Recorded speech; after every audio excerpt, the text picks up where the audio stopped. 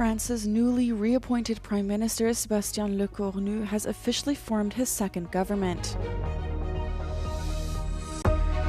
The European Union's new electronic border control system, known as the Entry-Exit System (EES), comes into effect. France's newly reappointed Prime Minister Sébastien Lecornu formed his second government in a week on Sunday night. Lecornu is France's fourth Prime Minister in a year and appointed his first government last Sunday, resigning hours later amid protests by a key Conservative coalition member. He was then reappointed Prime Minister on Friday. Among the new appointments is former Labour Minister Catherine Vautrin, now serving as Defence Minister, and Paris Police Chief Laurent Nunez, who managed security during the 2024 Olympics, as Interior Minister. Roland Lescure takes over as Finance Minister, a key role as France seeks to draft a budget addressing rising debt and poverty. Those retaining their positions include Foreign Minister Jean-Noël Barrot. But right after the president's office unveiled the new cabinet, the Conservative Republicans Party said it would expel the 6 members who had agreed to join the government. It is unclear how long the new cabinet will last. Lecornu continues to face pressure to urgently produce a budget and end the prolonged political crisis that has engulfed the country. The European Union's new Digital Entry and Exit Scheme, EES, which involves registering the fingerprints of people from third-party countries and taking their photographs before they enter 29 EU countries, came into force on Sunday. Major airports in Italy began their implementation on Sunday, while Germany began its gradual phase in Stuttgart. According to the European Union, the new system will improve the efficiency and security of border crossings. Non-EU citizens will have to pass through the biometric system to enter and exit the bloc, with their data being stored in the cloud for at least 3 years. The system is expected to eventually replace the old-fashioned system of physically stamping passports, which doesn't allow for automatic detection of people who have exceeded their authorized stay of 90 days within 180 days. But experts are warning that non-EU nationals will need to stop for a longer time before a passport control officer or self-service kiosk at airports, ports, and international rail terminals. The EU Commission, however, says the system could temporarily be suspended during the first 6 months of implementation if wait times become too long or there are technical issues. Ukrainian President Volodymyr Zelensky said he spoke with U.S. counterpart Donald Trump on the phone for a second consecutive day. It comes as Russia launched another overnight attack targeting Ukraine's energy sector ahead of the winter months. Russia launched over 100 drones, killing 7 and injuring at least 23 others across Ukraine in the past 24 hours. Я говорив з президентом Сполучених Штатів Дональдом Трампом дуже детально щодо енергетики, щодо можливості посилити ППО.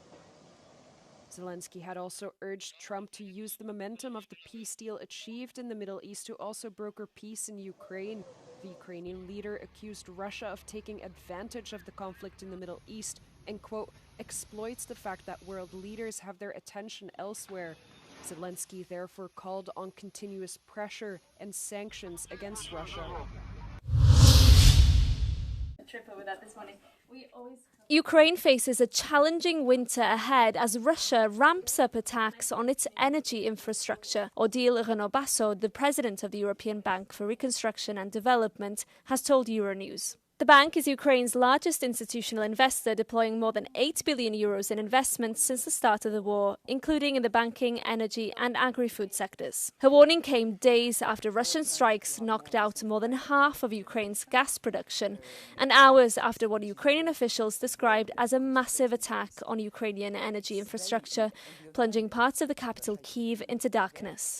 few days ago, there have been the largest attack on gas infrastructure, and this creates new challenge. So that's why we need to be, as an institution, as a bank, and with the countries that support Ukraine, need to be very agile in defining the response and providing support depending on the priorities. And for example, now we've been working in the last few months and still now with Naftogaz, which is a gas company, in order to ensure that Ukraine has sufficient gas storage to cover for the winter. The country was very well prepared a few days ago. The new attack creates new challenge, so it's important to continue to strengthen and to be ready.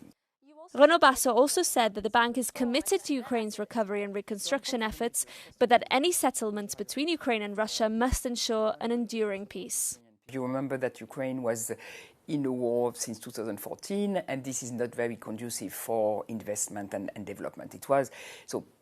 Hopefully this will be the situation. Then we will step up our investment, and I think our plan is to invest at least 3 billion euros per year. Odile, Renaud Basso, thank you so much for joining us. Thank you very much.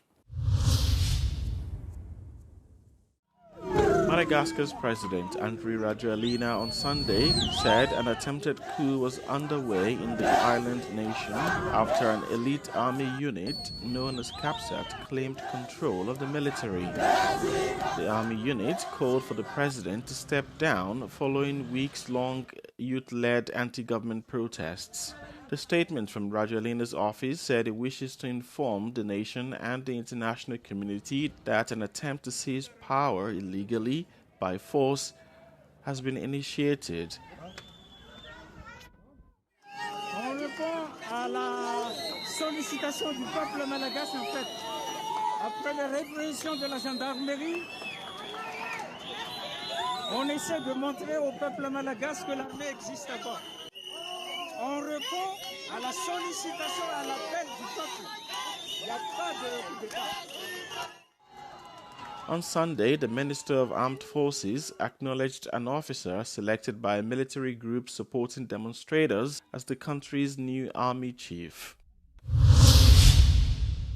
Residents of Athens, the Greek capital, and visitors alike now have the opportunity to admire the splendor of the Parthenon without scaffolding and pillars. For decades, iron structures inevitably hid certain details and altered the aesthetic experience on the Holy Rock.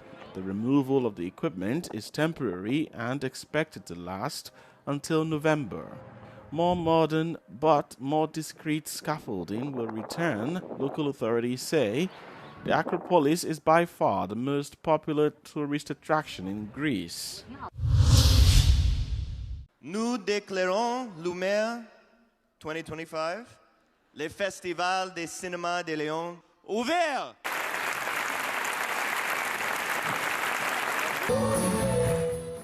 Well, I can tell you what made me fall in love with French cinema. Jean-Pierre Melville's Le Samurai. And That was mine. Was it? Yeah. The work of William Friedkin for me. Yeah. Michael Mann. Yeah. Terrence Malick. I have this soft spot for gangster movies. I think Goodfellas, Godfather 2. I think it's appropriate to mention Heat. I've seen that a lot. I think to smuggle human character studies like these films I'm mentioning into American genre movies fascinates me. And I will also say, I think Paul Thomas Anderson's most recent film, One Battle After Another, that's one I'm going to watch a lot, again and again, I think. To be quite frank, I'm here because of Sean, because he just introduced my film and has spread his love for sentimental value. So we spent all last night together, and I'm a huge fan of Sean Penn. Yeah, I think he's a wonderful actor.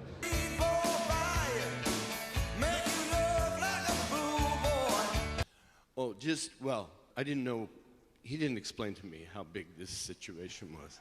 I heard my name a lot tonight, but I've been very comfortable with it in the sense that knowing Cuckoo's Nest was going to play, there was no question I was going to be able to find great humility under the circumstances. One of the great magic moments in my life in cinema was the first time I saw Jack Nicholson in Milos Forman's One Flew Over the Cuckoo's Nest. Merci à tous, bon festival.